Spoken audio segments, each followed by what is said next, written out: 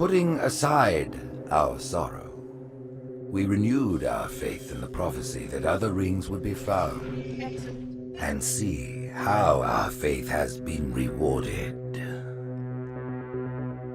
The Covenant used to be the main threat, and it was a MacGuffin in the original Halo series because the real threat was the Forerunner legacy and the Flood itself. The Forerunners have been the source of so much mystery throughout the Halo franchise. It was something that was just fascinating to us. So far, it's been a lot of stumbling into their belongings. Like we found Halos. And now we found something more. We found the Prometheans. There's a degree of animalistic fierceness that maybe you didn't see in previous games. The conditions and the context are what pit a hero and antagonist against each other. For this game, we're going to get to see a lot of complexity to their civilization. From their worldview, what they're doing has to make sense. Trying to figure out ways to tell that story without interfering with the shooting aspect of it has been a really challenging thing. We've gotten glimpses of this Forerunner presence that was kind of always there, open as to whether it would ever erupt. And it did. We're trying to really take game systems and manipulate them and give them emotional coloring and context. We wanted to create something that could stand alone and be an enemy that is just as challenging, just as engaging as the Covenant has been in the past for Halo. A lot of that initial discussion was around if you had this incredibly evolved race and they were well beyond humanity, the Covenant, what would that look like?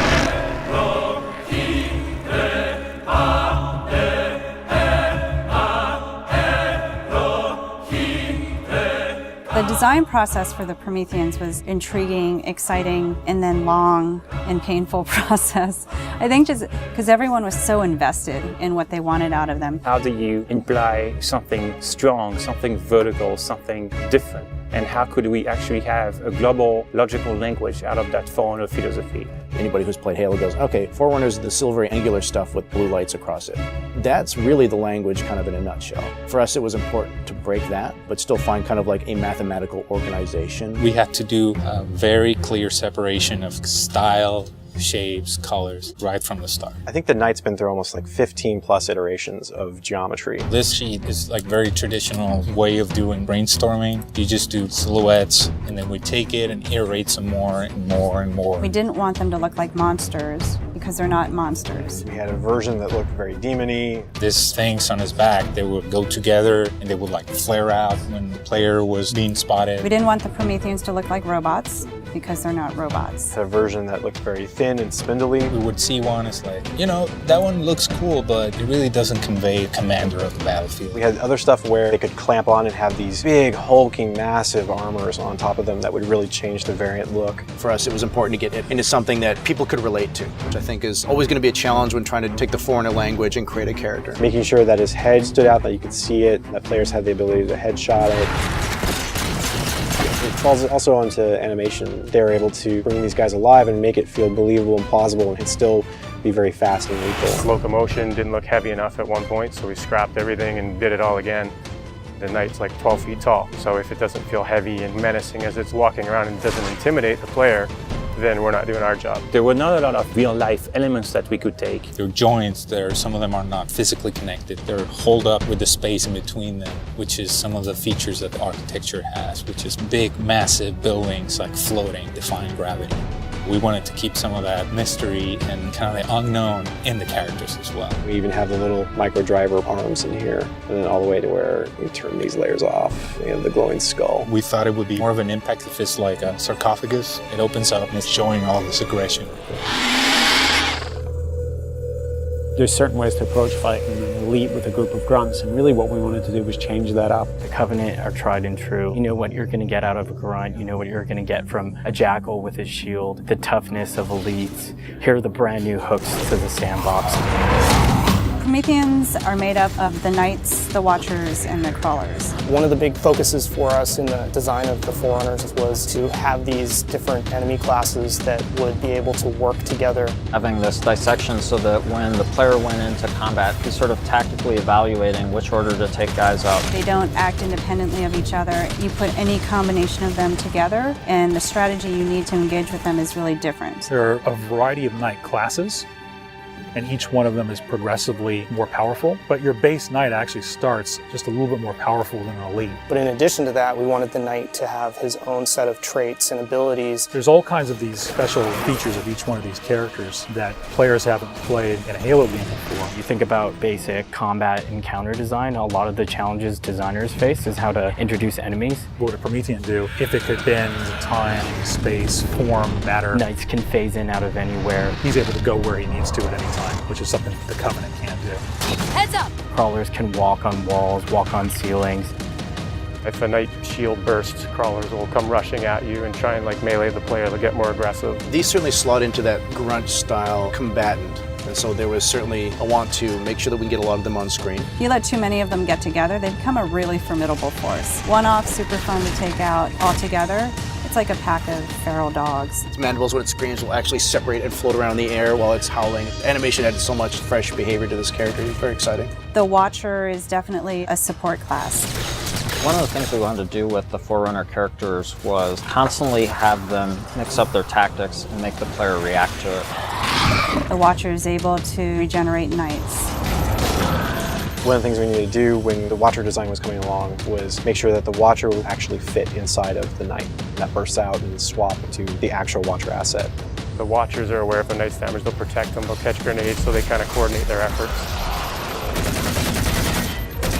The Prometheans feel like the most advanced of the bunch. They're able to bring all of their technology and wisdom to the battlefield. With new enemy class comes new weapon class. We literally concepted probably 200 weapons for this game before we settled on the half a dozen that went in. It's kind of like you've got that balance between humans' model of what a weapon's like and the desire to want to try and make something crazy and futuristic. We tried coming up with this perfect mix of stuff that was still relatable. You would still identify a weapon as a rifle or a shotgun or a submachine gun, even though they're almost magical.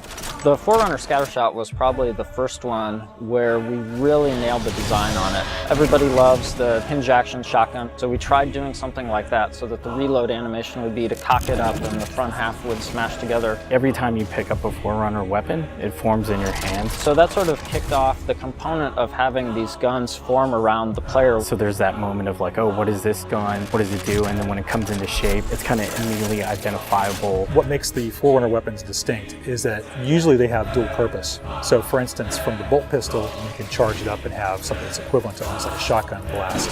In the case of the light rifle, we actually experimented with doing dual firing modes.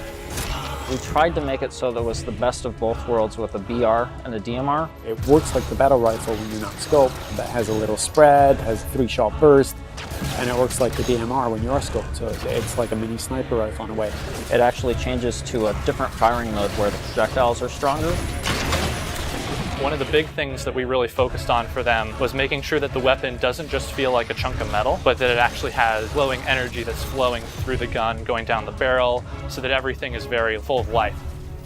The moment where all the Promethean effects really started to click the most was when we started showing the dissolve whenever you kill a knight.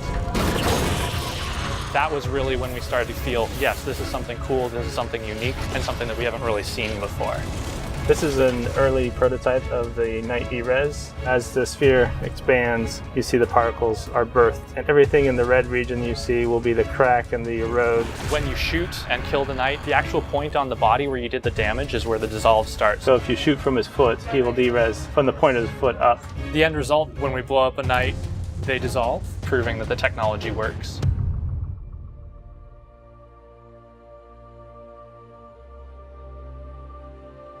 I look at the changes that we're making, and it really feels like we're making a sequel to Halo 3. And that's exactly what we're setting out to do. We have the Covenant from previous games. We have the UNSC. We had all these things to take from, like, all right, we can make a new take on this, but we had zero information to some of this Forerunner stuff. We're not just on a Halo, we're on a whole planet now.